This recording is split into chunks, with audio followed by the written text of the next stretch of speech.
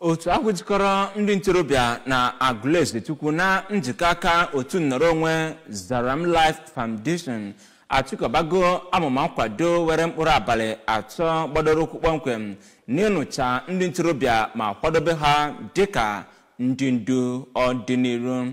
Ya bụ nnukwute ọgbakọ rọchara otu ndị ntorobịa ndị Agụleze Chukwu ndị ji okwu ha agba izu nakwa ndị ihe Agụleze Chukwu na-amasị.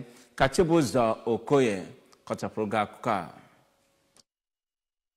Mgbe ọ na-ekwu okwu oge emesịrị ya bụ mmemme ka onye isi oche na mmemme ahụ bụ Architect Chukwuka Okonkwo onye kọwara ya bụ mmemme dịka nke bụ isi sekpụ ntị na inyere ụmụ na-eto eto aka ịmụta ọrụ aka dị iche iche, gwara ha ka ha zere ihe ndị ahụ ga-akpụchi aka elekere azụ na ndụ ha ma jikwara ya bụ ihe nkụzi wee kpọrọ ihe. Architect Okonkwo kwere nkwa na ya ga na-akwado ụmụ na-eto eto n'ụzọ dị iche iche iji nye aka hụ na ụmụ na-eto eto nke Agụleze Chukwu so na ndị kacha eme ọfụma na ogbo ha na steeti a, ma gwazie ndị eji ụkwụ agba izu n'obodo Agụleze Chukwu ka ha jikọọ aka ọnụ mee ka e nwee nnukwu obodo nke ụmụ na-eto eto nọ na ya ga-abụ ndị nwere ọrụ aka dị iche iche.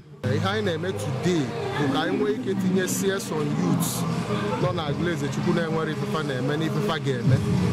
As it is now, amapụgo out some places ndị chọrọ ịmụ ọrụ ga-eji ịmụ ọrụ, nwekwanụ plans to empower them after ka famụsị dị ọrụ.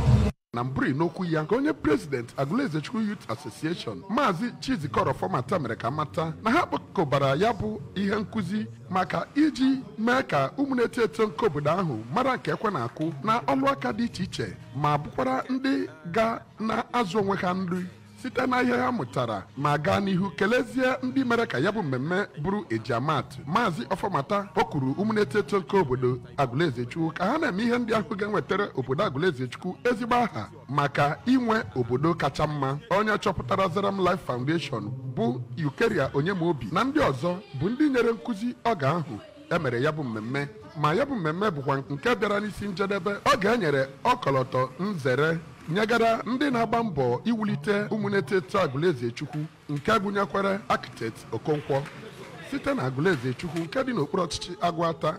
Aha m bụ Chibụzọ Okoye maka akụkọ ụwa ABS.